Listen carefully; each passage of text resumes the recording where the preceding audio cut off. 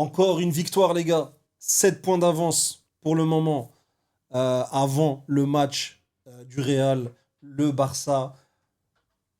Tranquille, tranquille. Alors, si vous n'avez pas compris, on va faire le débrief. Barça a joué contre Mallorca 1-0.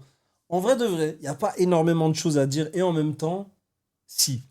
Comme vous savez, dans ma précédente vidéo, j'ai parlé un peu de ce qui se passe sur Twitter et de la confiance, tout simplement, que les Barcelonais ont vis-à-vis de leur équipe.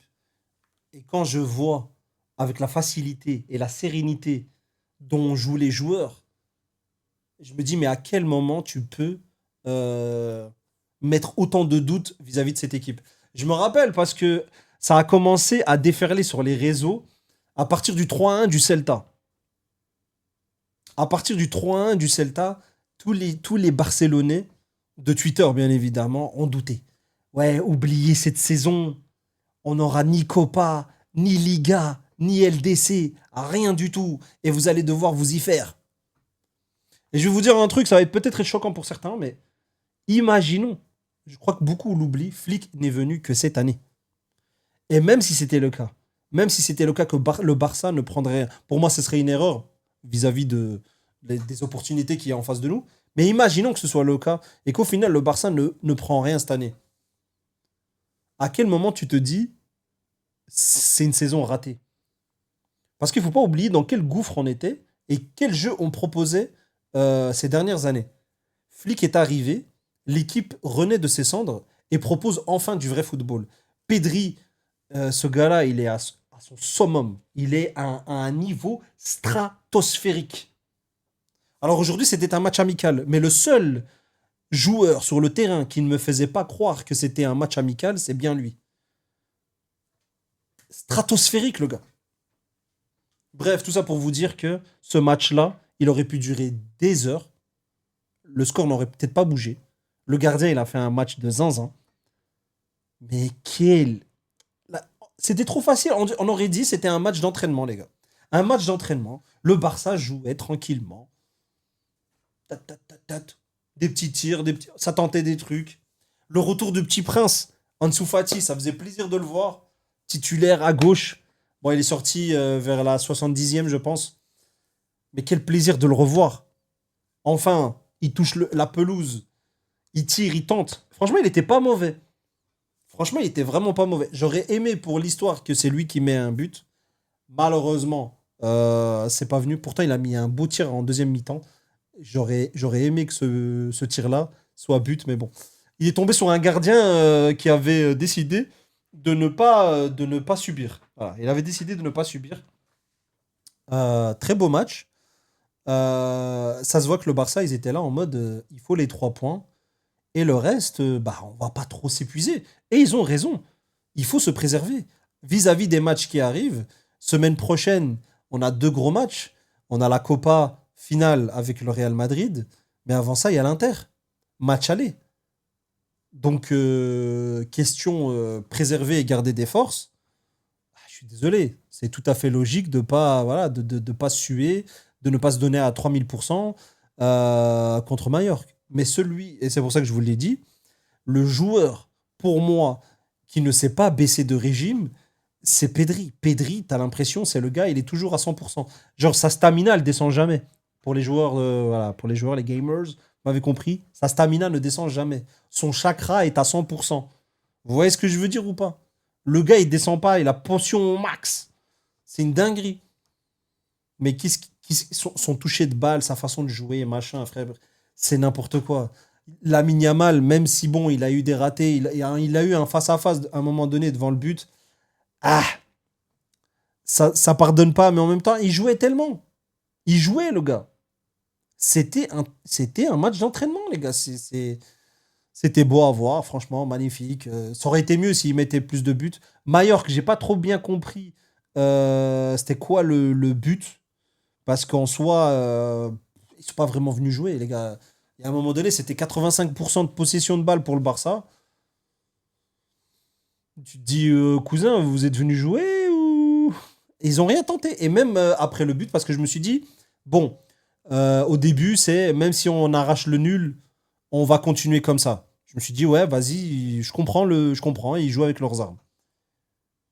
Mais une fois qu'il y a eu le but, je pensais qu'ils allaient un peu plus s'ouvrir, un peu plus être un peu plus audacieux, essayer de tenter, essayer à tout prix de mettre ce but, mais pas du tout en fait. Ils ne se sont pas exposés et je n'ai pas vu de différence entre le premier but en deuxième mi-temps, après 40 secondes de Dani Olmo.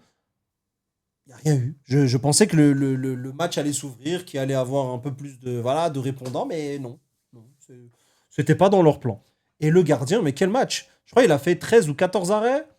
Il y avait eu presque 40 tirs. Non, on peut pas dire que le Barça n'a pas tenté. Même s'ils se sont préservés, ils ont joué. Il y a eu moult tentatives, mais rien du tout. Alors, vous imaginez bien, avec tous les éloges que j'ai faits, l'homme du match, c'est Pedri. Largement mérité. Ce joueur est un bijou. C'est un bijou qu'il faut préserver. Alors, Hansi Flick, s'il te plaît, quand le match est plié, sors-le et mets-nous De Jong à la place. J'ai pas compris pourquoi c'est. J'ai pas compris tous les. J'ai pas très bien compris, mec. Genre, voilà, Ansu Fati, il aurait pu terminer le match. Il y a eu des changements, des fois, tu te demandais pourquoi. Mais bon, après, c'est toi le coach. Tu dois savoir des choses que nous, on ne sait pas. Mais voilà, j'aurais quand même aimé que. Voilà, il y a deux joueurs qui auraient pu rester, d'autres qui auraient pu sortir. Après, bon, ça, ce sont des petits détails. Mais je me dis, celui qui est le plus à même à savoir, bah, c'est Flick. C'est lui qui doit savoir qui est en forme, qui ne l'est pas, qui doit sortir, qui peut jouer un match complet et qui ne le peut pas. Hormis ça, bah écoutez, j'ai envie de vous dire, j'ai tellement hâte, tellement hâte de ce qui va venir. J'ai vraiment hâte de voir ce qui va se passer avec le Milan, ce qui va se passer avec le Real. Euh, donc ouais, j'ai juste hâte, les gars. Juste hâte de voir ce qui va se passer, les frérots. On sait très bien. Il y en a beaucoup qui sous-estiment un peu le Real vis-à-vis de leur forme. Pour moi, il ne faut pas oublier, le Real n'a plus rien à jouer, hormis la Copa. Donc, la Liga, pour eux, c'est peut-être pratiquement mort.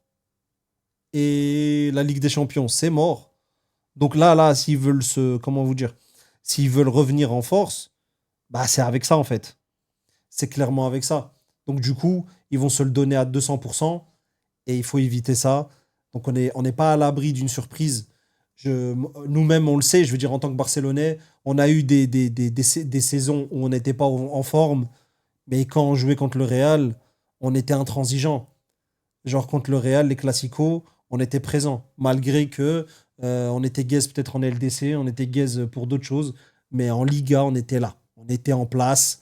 Et, euh, et voilà. Donc c'est pour ça qu'il ne faut pas sous-estimer le Real. Ça reste un match. Tout peut, sur voilà, des événements, des faits de jeu, tout peut changer. Et la donne peut clairement voilà, les avantager pour telle ou telle chose. Jouer un meilleur match, tout simplement aussi, c'est fort faisable. C'est pas parce que voilà, ils ont eu des revers que contre nous, ils peuvent pas jouer un bon match. Euh, Hormis ça, est-ce que Chesney a joué aujourd'hui? C'est vraiment la vraie question. C'est une vraie question. Est-ce que Chesney a joué? Parce que je ne sais pas. Très honnêtement, il n'y avait rien de leur côté. C'est pour ça que je vous ai dit, franchement, le match aurait pu continuer 5 jours. Je pense pas qu'il y aurait eu quelque chose. Voilà. Je vous le dis très honnêtement. Je pense pas qu'il y aurait eu quelque chose. C'est aberrant, c'est une folie, mais c'est un constat. Et voilà. Enfin bref. Sur ce, moi, j'ai fini mon débrief. J'ai juste hâte maintenant, les prochains rendez-vous. Ce match-là a été tranquille. On a sécurisé les 3 points. Là, le Real doit encore jouer. À tout moment, eux, ça flanche de leur côté. Et si eux flanchent déjà maintenant, pour moi, la Liga, elle est assurée à 200%. Et puis, c'est tout. À voir maintenant les jours présents ce qui va se passer. Ce serait bien qu'ils flanchent comme ça, voilà, on parle plus de la Liga et on peut se concentrer sur les autres matchs qui arrivent. Voilà. En tout cas, n'hésitez pas à vous me dire ce que vous en avez retenu de ce match-là. N'oubliez pas aussi, il y a quelque chose de très important, c'est que le Barça n'a plus perdu depuis 2000, en 2025, le Barça n'a pas perdu un seul match. Le Barça n'a pas perdu un seul match en 2025. Et on est bien parti pour continuer comme ça.